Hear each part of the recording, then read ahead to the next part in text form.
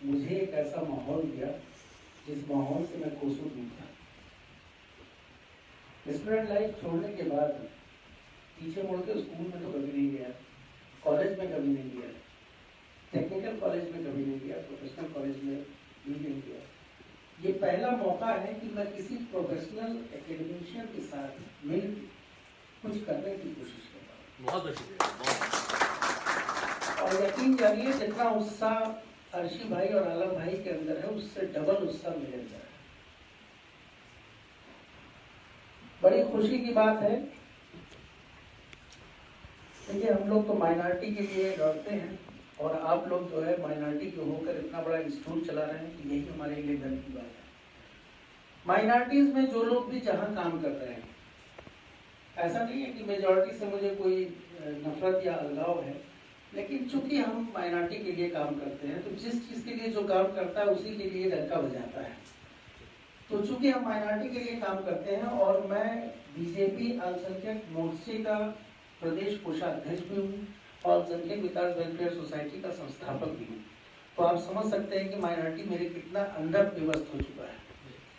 तो माइनॉरिटी से जुड़े जितने भी आयाम हैं, जितनी भी शाखाएं हैं, जो भी चीज़ें हैं, उनमें अगर बेहतर होने की उम्मीद है तो उस पर हम लोग हमेशा हेल्पफुल रहते हैं। हम लोग चाहते हैं कि लोग हमारे पास आवें और काम करें, फिर वो चाहे बिजनेस से रिलेटेड हो, चाहे डेवलपमेंट से रिलेटेड हो, स्कूल कॉलेज हो, या और भी ऐसी बहुत सारी फंक्शनरी है जिसमें जो है हमारा माइनॉरिटी काम कर रहा है। आपको शायद पता नहीं है कि जिस उत्तर प्रदेश में हम लोग पैदा हुए उस उत्तर प्रदेश में कामगारी अगर किसी के पास है तो सिर्फ माइनॉरिटी के पास है।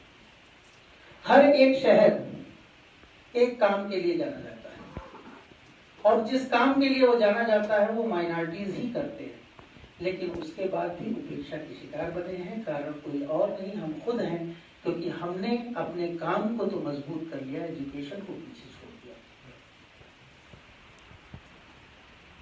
जो काम हम करना जानते हैं उसको बताने की भी जरूरत है, और बताने का मुद्दा ऐसा होना चाहिए कि सामने वाले को बता भी दो और जता भी दो, क्योंकि सामने वाले को जब तक आप बताएंगे नहीं, जताएंगे नहीं, तब तक वो आपकी तवज्जो देगा नहीं। आपको अपनी तवज्जो अगर चाहिए तो एक तो काम में परफेक्शन होना चाहिए, दूसरे आपकी लगन से दूसरे को प्रेरित होना चाहिए। आप लोग जो ये काम कर रहे हैं ये कोई छोटा काम नहीं है। आपको शायद पता नहीं है, अभी हम लोग थोड़े दिन पहले ही 2 या 3 दिन पहले ही तो आए, 4 दिन पहले जब आए हमारे साथ नकवी साहब थे। नकवी साहब CWC के सेक्रेटरी हैं, मिनिस्ट्री ऑफ माइनॉरिटी डिपार्टमेंट में बैठते हैं और तमाम जो मिनिस्ट्री ऑफ माइनॉरिटी डिपार्टमेंट से योजनाएं हैं उस पर काम करते हैं, या उन योजनाओं से जो लोग जुड़े हुए हैं वो उनके साथ बैठते हैं। उन्होंने आपके इंस्टीट्यूट की 1 घंटा पहले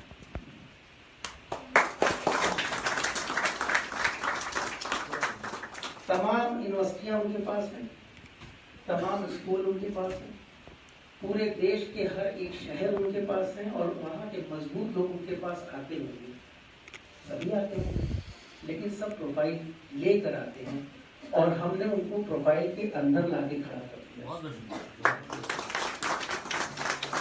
मेरा ख्याल अगर उस दिन हम लोग किस तरह बैठे होते तो वो शायद यहाँ से जाते ही, क्योंकि वो डॉक्टरेट की डिग्री लिए हुए हैं, साइंटिस्ट हैं, बहुत बड़े एकेडमिशियन हैं, और सबसे बड़ी बात यह है कि इन सब चीज़ों में उनको बहुत इंटरेस्ट है। किन्हीं कारणों उन्होंने अपना रिसर्च छोड़ के और सेंट्रल गवर्नमेंट में आके जॉब करनी शुरू कर दी, उसका जो भी कारण रहा हो, लेकिन मुझे लगता है कि वो भूख उनकी अभी तक खत्म नहीं हुई है। इसीलिए मुझसे उन्होंने जब फोन पे बात की तो उन्होंने कहा मैं 3 महीने बाद जूम मीटिंग करके ये पूछूंगा कि आपकी प्रोग्रेस क्या है।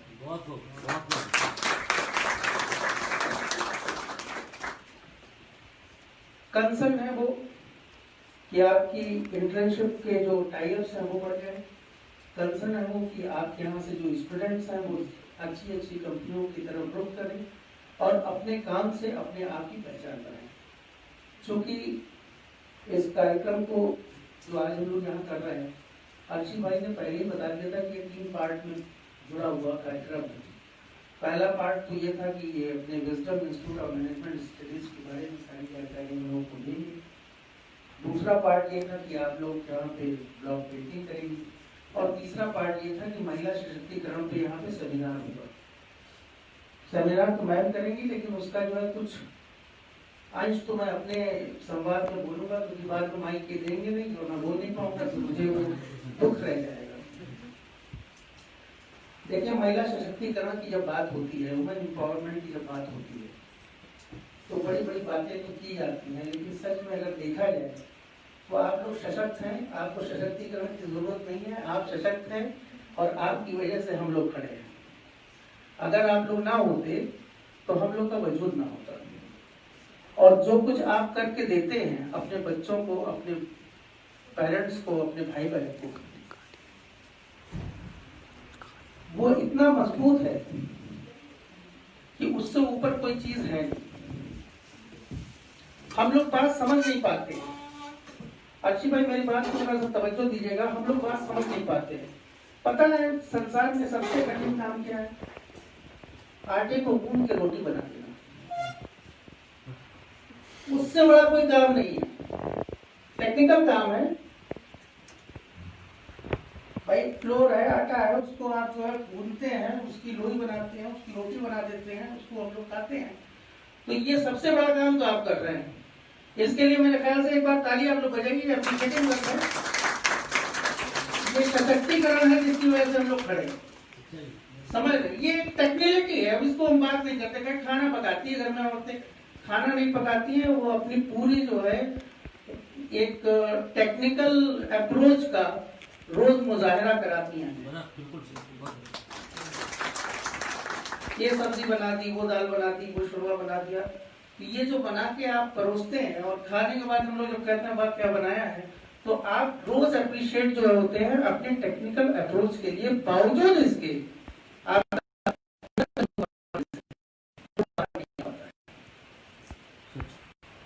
हर एक काम सराहनीय काम करते हैं। बचपन से लेकर जवानी तक, जवानी से लेकर बुढ़ापे तक जो कुछ भी करते हैं आप, वो सराहना से भरा हुआ है।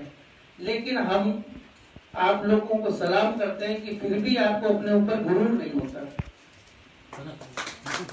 शायद हम जेंट्स इतना करते तो फिर हमारे आगे कोई चल ना पाता। क्यों निसार साहब, मैं गलत तो नहीं कह रहा? लेकिन आप लोग गुरूर नहीं करते। बात सिर्फ इतनी है, महिला सशक्तिकरण की बात सिर्फ इतनी है कि जिस काम को आप पकड़िए, जो कुछ भी आप करिए, कोई भी प्रोफेशनल कोर्स हो, कोई टेक्निकल कोर्स हो, जो कुछ भी करिए, इतना बेहतर कर दीजिए कि सामने वाले को आपको जाके बताने की जरूरत ना पड़े, आप लोगों की जरूरत बन जाए।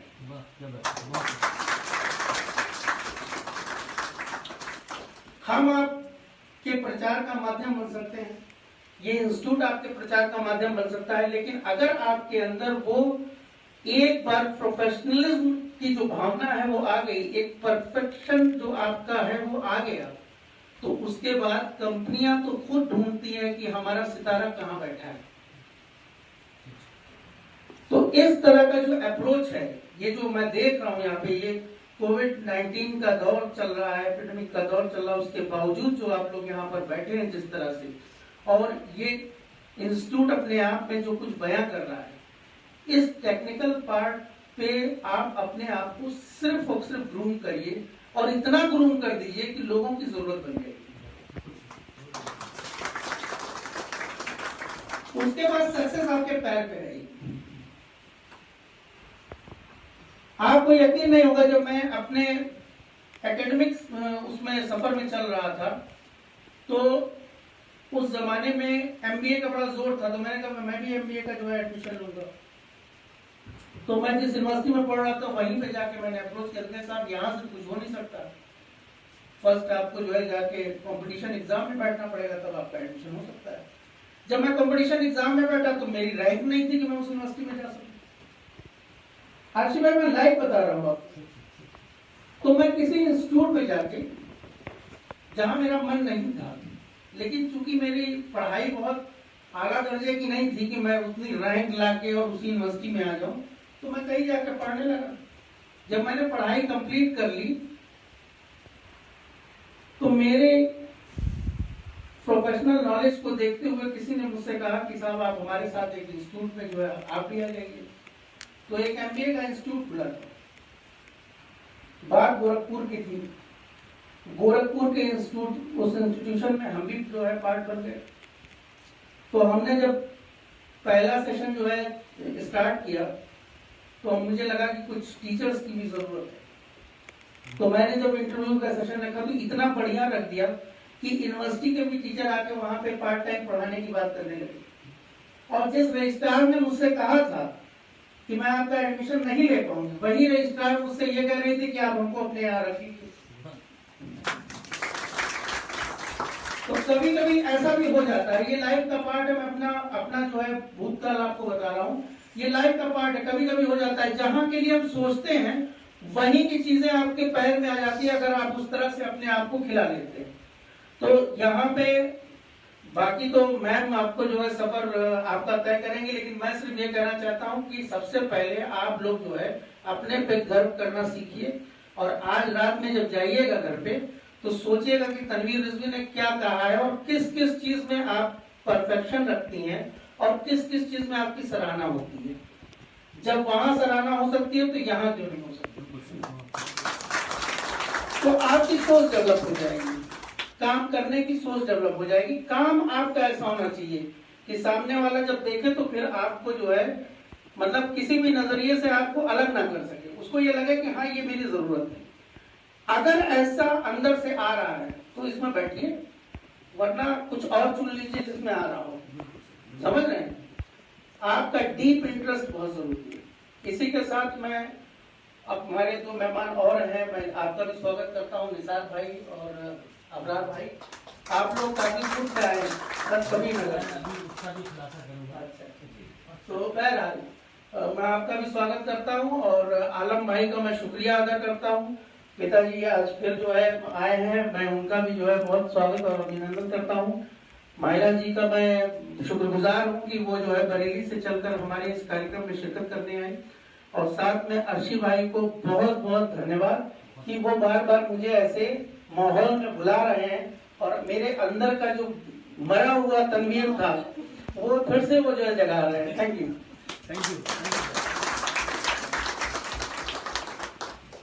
तो सर जो आपके